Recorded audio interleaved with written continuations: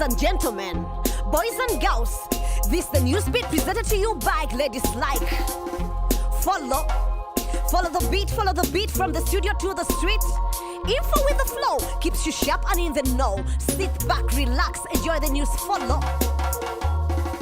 Ugandan citizens seek work abroad, thinking hard work will bring them big rewards. Many end up victims of human trafficking, modern day slaves, asking what's happening, tricked into free labor and prostitution. How could we change this situation? By giving them right information. Enter Wetase, a platform that's online. It's also mobile and has a toll-free line. High-risk individuals, victims and survivors can call and talk to trained counselors 24 hours a day and 7 days a week. It has the info and the support they seek. In major Ugandan languages they speak. The platform was developed by Policy, Uganda's leader in civic technology.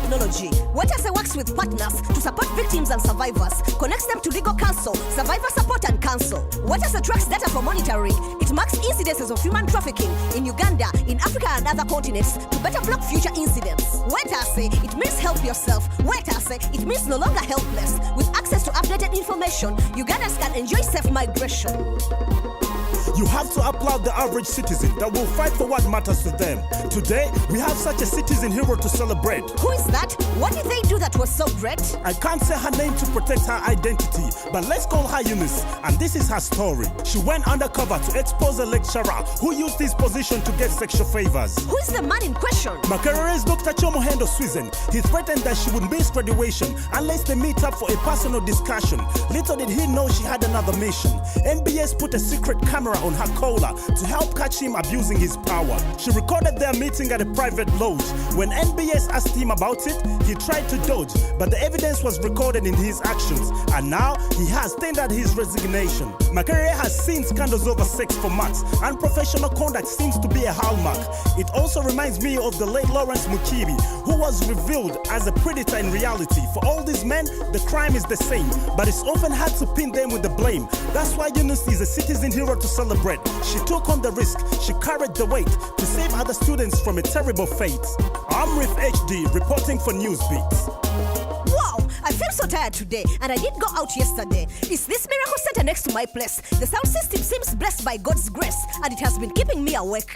I'm not the only victim of noise pollution. A lot of people in African cities are suffering from these religious organizations. Not only are many churches loud and noisy, they often compromise people's safety. Many churches are unsafe, shabby structures, and priests often preach misleading sermons. In Rwanda, the Rwanda Governance Board, or RGB, took action. They made new laws and regulations regarding faith-based organizations and their management, leadership and registration.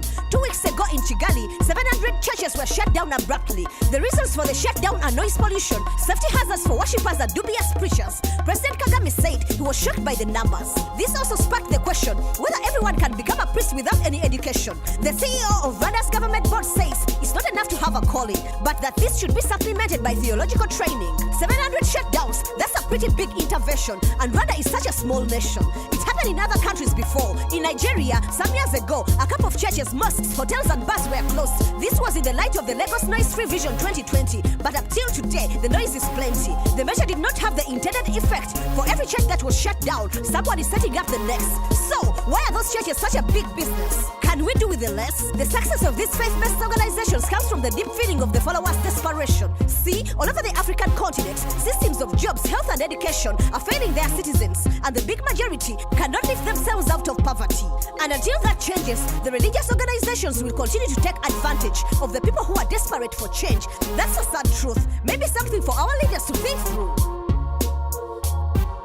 Hey, do you think there are jobs that a woman can't do? No, I think society decides what women can or cannot do, and it depends on the country too. Listen now, Saudi Arabia is a country in the Middle East. It never excelled in human rights, to say the least, especially when it comes to women's rights. The country has a guardianship system, which makes each woman like a second-class citizen. And from 1990 till now, there has been a driving ban. Women have not been allowed to drive a car since then. But now, some things have started to change. Although in terms of human rights, Saudi Arabia remains a bit strange. King Salman has announced his heir to the throne, his son Mohammed bin Salman, also known as MBS. This has led to a series of surprising events. One of them was the removal of the driving ban. Women will be allowed to drive without facing prison. Last week, another controversial move was made. Some powerful people in the army got sacked. The army's chief of staff and some commanders had to pack their bags, and after them being fired, fired, guess who can now be hired? A decree was issued allowing women to serve in the army. This has never happened before in Saudi Arabia's history.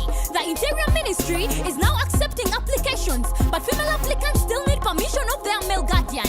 Also, some political appointments are coming up. For the Deputy Minister of Labour seat, a woman is lined up.